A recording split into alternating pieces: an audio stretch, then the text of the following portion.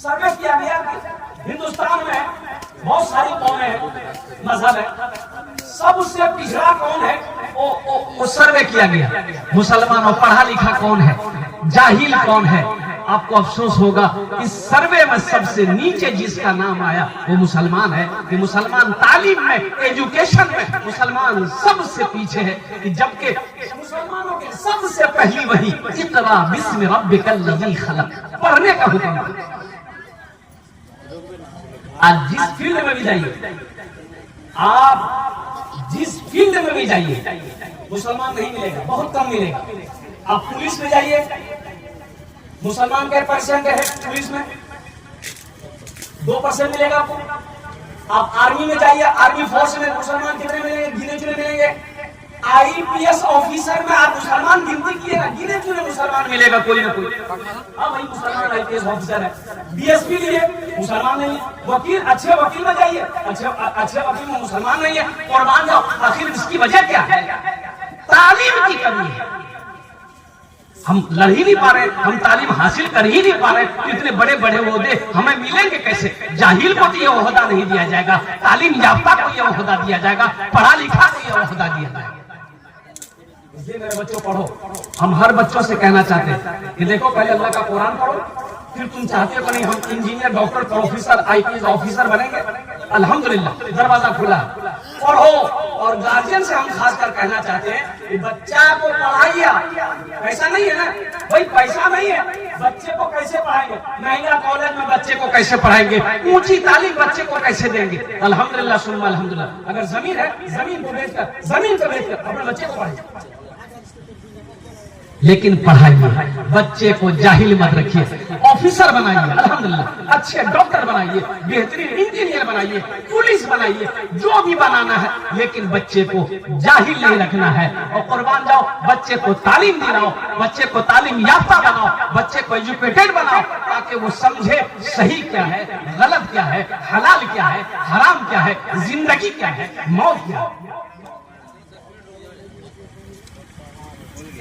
अच्छा, अमेरिका का आखिरी बात बता करे बेटा, बैठ जाए। अमेरिका का एक गायकार, गुलकार कही, प्रिंस, खुदकुशी कर लिया। कहा खुदकुशी कर लिया? पैसे की कमी नहीं थी, दौलत की कमी नहीं थी। अच्छा बताइए, हम लोग 4 चक्का चलते हैं, पैसे वाले लोग, करोड़पति लोग 4 चक्का चलते हैं। अरे बोलो भाई, 4 व्हीलर चलते हैं ना।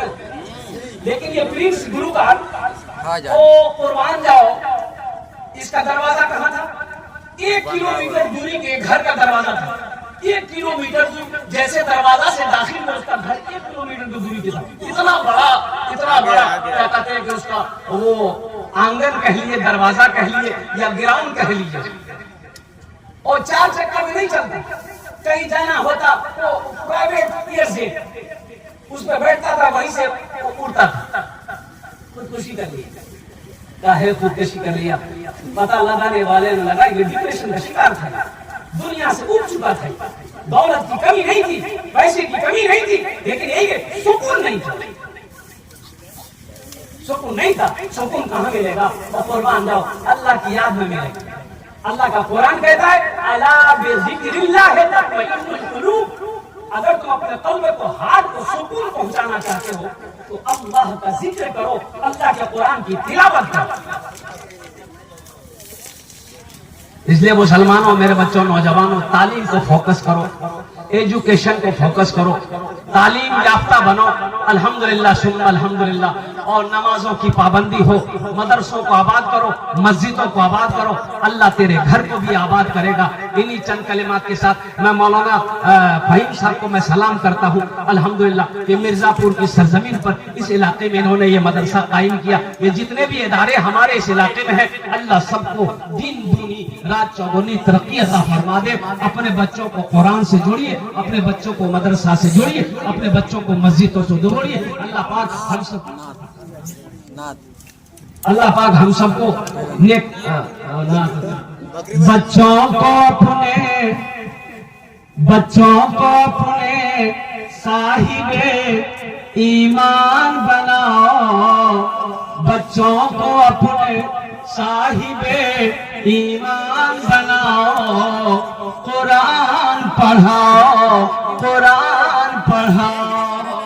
सरकार की सीरत पे जरा इनको चलाओ, कुरान पढ़ाओ, कुरान पढ़ाओ। मैं ये नहीं कहता इन्हें इंग्लिश न पढ़ाना, डीएम भी कमिश्नर भी इन्हें कप्तान बनाना।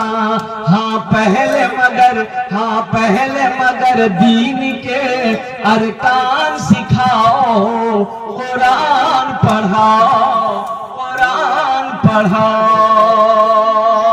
तुम शुक्र करो रब के मदरसे है जो चलते, तुम शुक्र करो रब के मदरसे है जो चलते। पढ़ लिख के यहाँ दीन के दाई है निकलते, घर घर में यही जाके तुम ऐलान कराओ, कुरान पढ़ाओ, कुरान पढ़ाओ। ये हमारे शकील बाबू की फरमाइश है। बस आखिरी एक मतला एक शेर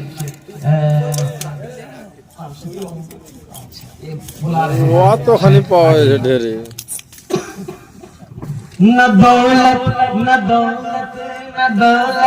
रहेगी, न पैसा रहेगा, अकेले कब्र में तू लेटा रहेगा। न दौलत रहेगी, न पैसा रहेगा, अकेले कब्र में तू लेटा रहेगा। न दौलत रहेगी, न पैसा रहेगा, अकेले कब्र में तू लेटा रहेगा। छुट्टी तुझसे दुनिया की हर माल दौलत के 2 गज कफन में लपेटा रहेगा। न बेटी रहेगी, न बेटा रहेगा, अकेले कब्र में तू लेटा रहेगा।